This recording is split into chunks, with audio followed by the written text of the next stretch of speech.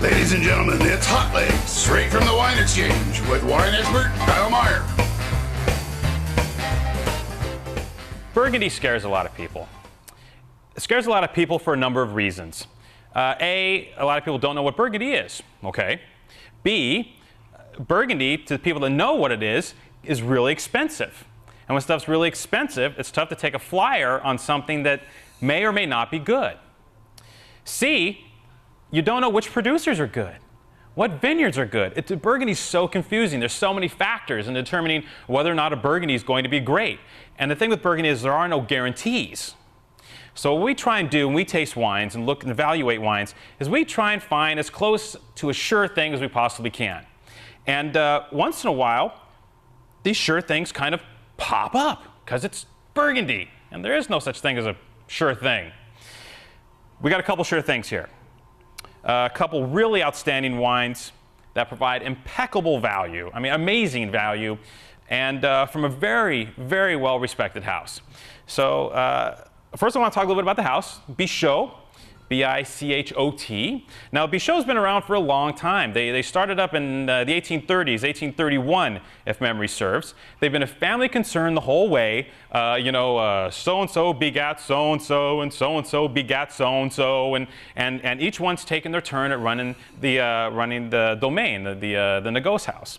Well, the deal is, they were really good for a long time, and then kind of, starting late 80s, early 90s, kind of, how do I say this? Time was maybe passing BICHOT by, okay? They didn't have the chops that some of these other négociant firms, names like Louis Jadot, Joseph Drouin, etc. They were kind of evolving with the market. Bouchard was another one, evolving with the market and growing with people's tastes. And BICHOT finally in the mid-90s recognized that and made some wholesale changes to the way they purchase the grapes or juice that they use, the way that they grow their own grapes, and how they vinify their wines. And we're really starting to see the changes now. It takes a while for this to happen, and they started kicking this in maybe a decade ago. And these wines are proof positive that BICHOT was on the right track. And wait till we get to the price. That's the punchline of this whole gig. So what we're going to start with is we're going to start with their Bourgognes.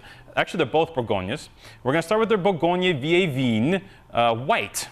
Okay. Now, the two important things on the label to remember, besides the name BICHOT, is the word Bourgogne, which is basically Burgundy in French. Okay. It's the entry-level appellation, right? It's kind of a catch-all name for a Chardonnay and/or Pinot Noir that comes from the Burgundy region. Okay. It can be from anywhere within Burgundy. It doesn't have to be one site-specific area. It just has to be within the confines of Burgundy general. The other important thing to remember on the label is that Vieille Vigne part. That means old vines, okay? And as we've talked about in the past, old vines, they dig down deeper in the soil. They're more resistant to different issues in the vineyard over the course of the growing season. The grapes they give you are teeny tinier, little itsy-bitsy berries that are more concentrated and intense, and that makes itself felt in the wine. Now, usually, you have to pay more to get an old vine cuvée because of this extra intensity and concentration in these grapes from these older vines. But not in this case, which is a good thing. And I don't know how they can do it, but they do it. So here's the deal. Very simple vinification here. This is not a lot of new oak, okay? They can't put a lot of new oak on this and charge what they charge, which we're going to get to that. Nice and clean and lemony and bright. A lot of the fruit for this wine comes from the southern part of Burgundy, which is Chardonnay country, the Côte Chalonnaise and some other places further south. And there might be a touch of fruit from the northern part of Burgundy, the Côte de Nuits. But for the most part, the Chardonnay grapes for this come from the lower part of Burgundy. Now, one of the cool parts is this thing they instituted, a decade or so ago. The reason it needs to take shape is because literally before then, they weren't necessarily looking after their own vineyards. They were essentially buying juice from random growers, okay, in the traditional négociant style way of doing things in Burgundy. So they'd knock on the door and the dude would have a couple casks of wine and they'd be like, hey, we're in. And they'd put the casks in the truck and they finish it at their own winery, right? Well, nowadays, these guys, including the winemaker, Monsieur Cerveau, they oversee all aspects of every part of the grape that they vinify, from the vineyard to the harvest to the bottle, which, imagine this, there's 35, 40 different plots that go into each of these wines. And each of these are hand-tended and looked over by the BICHOT people. I mean, just amazing the amount of labor involved to put a wine of this quality here for this price. I mean, I don't know how they're making money. What's the price? We're going to get to that. I know. Isn't it great? The tension. It's amazing.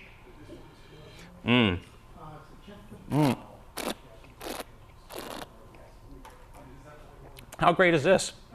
So you got lemons, you got lemon meringue, good lemons, right? We've talked about this before. Not the bitter lemons. These are like the yummy sweet lemons. And you get this wonderful minerally note that's more indicative of the wines from the southern part of Burgundy and to a certain extent Chablis. Although I don't think there's any Chablis in this, all right?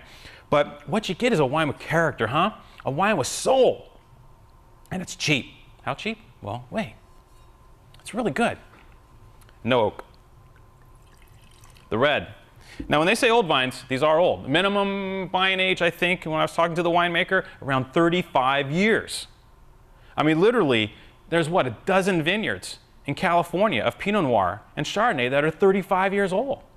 They don't, crazy. 100% Pinot Noir, all done in wood. Larger wood, older wood, okay? They're not, once again, no new wood. They want the terroir to sneak through. And the groovy part of the terroir here is the fact that many of the grapes for this particular bottling, the red, come from vineyards above what they call the famous Côte d'Or, the Golden Slope. So these are what they call in an area called the Haute Côte, which, you know, if you kind of keep climbing up the hill a little bit from these slopes, you get up to the top. And on the top is where they have these vineyards planted. So this is kind of like groovy vineyard adjacent. Is that the right way to put it? It's in the right spot, okay? You know, it's Beverly Hills, but it's like right next to 405. You know what I mean? So it's the right spot, but maybe not where you'll put up a house. But it grows pretty darn good grapes. And here you get great character. Both of these are from 06. And 06 is a very friendly, fleshy vintage to me. The wines have wonderful fruit and provide a lot of bang for the buck, no matter the price.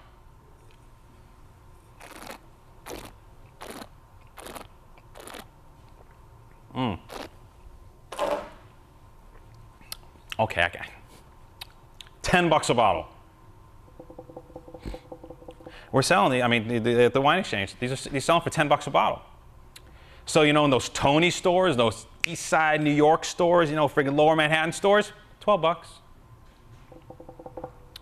I don't know how they do it. 35-year-old vine Pinot Noir from top growing sites. It blows me away. You know, it's one of those rare speechless moments, right? You know, where you just kind of like, you taste the wines, you're kind of like, okay, yeah. How much is it? They tell you the price, you're like, you're sticking the cork in your mouth. Send it. Unbelievable. Stunning value from Burgundy.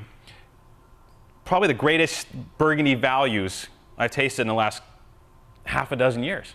I mean, simply based on the fact that, has there been any Burgundy that we could put on the shelf at 10 or 11 bucks? There hasn't. And then when it's good, that's like, woohoo! You know, the sky's open, la la la la la la la. Very exciting stuff. Drinking. You can find these around. BICHOT's a big house. They make a fair bit of this. So besides winex.com or wherever you might want to go, this is an option for you. And this is not swag Burgundy. This is as sure a thing as you're going to find in Burgundy, especially for the price. Just sensational values, soulful, heartfelt wines. Kudos to the BICHOTs for really changing things up and cleaning up shop and making some really outstanding wines for the money. Enjoy.